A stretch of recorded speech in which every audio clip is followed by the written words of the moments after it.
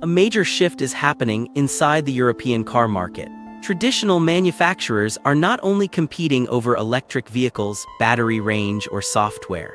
They are being forced into a price war against Chinese companies that can build cars faster, update them more often, and sell them with technology that once belonged only in premium models. The clearest warning is coming from Britain. Chinese-owned brands now represent roughly 15% of new car registrations in the United Kingdom. MG, BYD, OMODA, JAECOO, and other newcomers have expanded quickly by offering electric and plug-in hybrid vehicles at aggressive prices. Their growth is forcing established manufacturers to offer larger discounts, cheaper financing, and more equipment as standard. This does not mean every Chinese car is dramatically cheaper than every European competitor. The real pressure comes from perceived value. A Chinese model may offer a large touchscreen, advanced driver assistance, cameras, a panoramic roof, heated seats, and a long warranty at a price where a traditional brand provides a more basic specification. Customers are no longer comparing only badges. They are comparing everything included for the monthly payment. That creates a difficult problem for European manufacturers. Cars are expensive to develop, certify, produce, advertise, and support. A company cannot simply reduce the price by thousands of euros without affecting profit margins, dealer economics, and the future value of vehicles already on the road. Yet refusing to discount can mean losing market share. Chinese carmakers arrived at this moment with several structural advantages. The first is the scale of China's domestic market. China became the world's largest market for electric vehicles, creating enormous demand for batteries, motors, electronics, charging systems, and vehicle software. Suppliers expanded around that demand, while manufacturers gained experience producing electrified vehicles in huge numbers. This created an industrial ecosystem that is difficult to reproduce quickly. Battery companies, component suppliers, software teams, and vehicle factories can operate within tightly connected regional networks.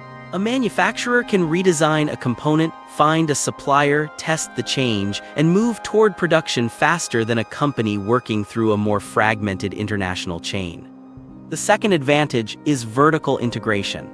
BYD began as a battery company before becoming a carmaker. It manufactures many of the most important components inside its own group, including batteries, electric motors, power electronics, and semiconductors. Controlling more of the vehicle reduces dependence on outside suppliers and allows engineering teams to optimize the complete system.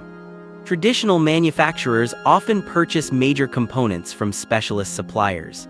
That model spreads development costs and provides flexibility, but it also creates additional margins between the supplier and the final customer.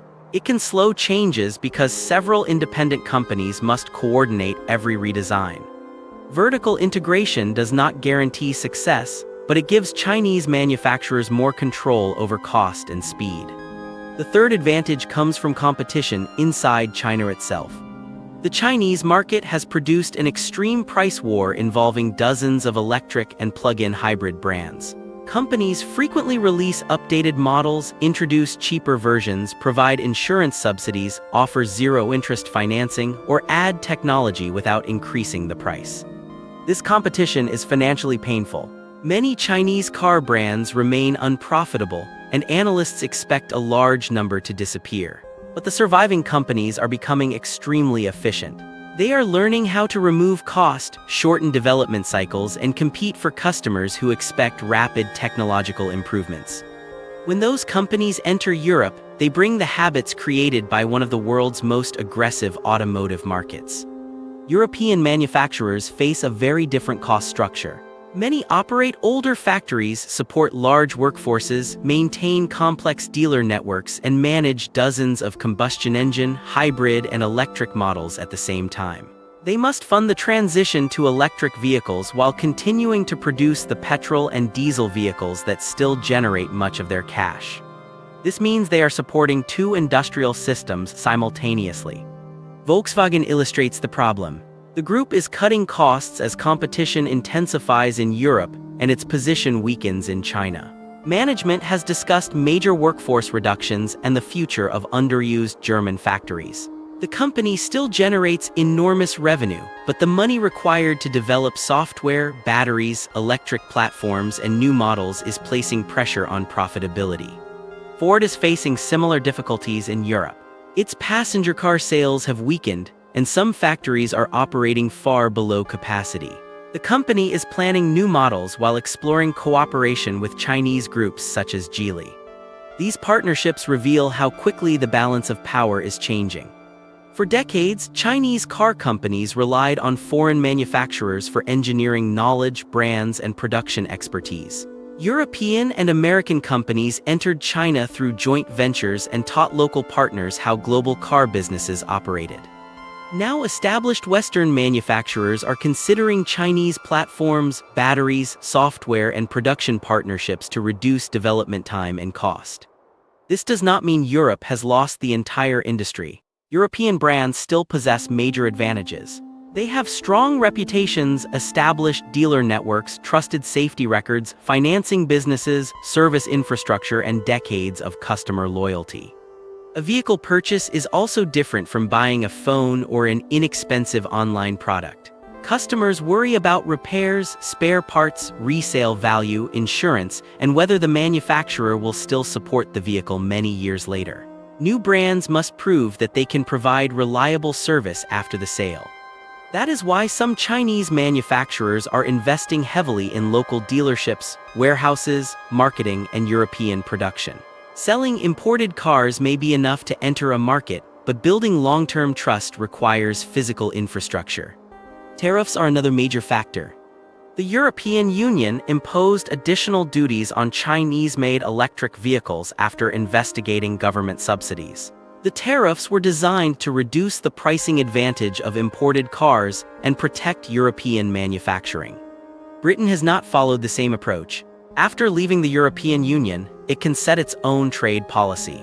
Chinese brands have therefore found a relatively open market where they can expand more aggressively. But tariffs do not completely solve the competitive problem.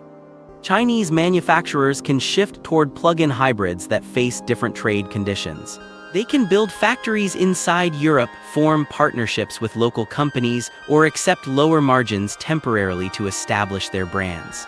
Some can also redesign pricing and equipment packages to maintain attractive monthly payments even after import costs rise.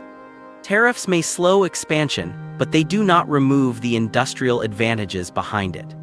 The pressure becomes most visible in vehicle financing. Many customers do not purchase a car based on its full price. They choose based on the monthly payment, deposit, interest rate, and expected value of the car when the agreement ends. Manufacturers can therefore reduce the effective cost without officially lowering the list price. They can offer subsidized interest rates, deposit contributions, free insurance, charging packages, maintenance plans, or unusually high guaranteed future values. This protects the headline price but still costs the manufacturer money. Discounting also creates a long-term risk. When new cars are sold more cheaply, used car values can fall. Existing customers may discover that their vehicles are worth less than expected. Leasing companies and finance providers may suffer losses when returned cars sell below their predicted values. Renault has tried to resist the deepest discounts for this reason. Its strategy emphasizes maintaining vehicle value and protecting profit instead of chasing every sale. The Renault 5 electric car has helped the company improve sales while competing through design, brand identity, and a product created specifically for European customers. This may be the strongest defense against Chinese competition. European manufacturers cannot rely only on cost-cutting. They need products that customers actively prefer, even when a cheaper alternative exists. That could mean distinctive design, better driving experience, trusted quality, convenient service, or technology adapted to local roads and regulations. Competing only on price is dangerous because Chinese companies may have lower costs and greater willingness to accept small margins while entering a new market. The wider economic risk is significant. Car manufacturing supports factories, engineering companies, logistics providers, dealerships, and thousands of component suppliers. When a European brand loses a sale, the effect extends far beyond the final assembly plant. British vehicle production fell 7.5% during the first half of 2026. Trade uncertainty, weak investment, energy costs, and regulatory pressure all contributed. Chinese competition is not the only cause, but it is increasing the urgency. Europe now faces a choice. It can protect existing companies through tariffs and regulation. It can support battery factories, charging infrastructure, energy investment, and local manufacturing. Or it can allow customers to benefit from lower-priced vehicles while accepting greater pressure on domestic producers. Each option has a cost. Protection can make cars more expensive and reduce competition. Open markets can damage local factories. Subsidies can support investment but place the burden on taxpayers. The companies themselves cannot wait for governments to solve the problem. They must reduce development times, simplify vehicle platforms, improve software, and build cars that customers want at prices the business can sustain. Chinese brands are not winning simply because their cars are cheap. They are changing what customers expect to receive for the price. That is the real threat to Europe's traditional manufacturers. Once buyers become accustomed to more technology, faster updates, and lower monthly payments, removing those expectations becomes almost impossible. The European car industry is not only fighting new competitors. It is fighting a new definition of value.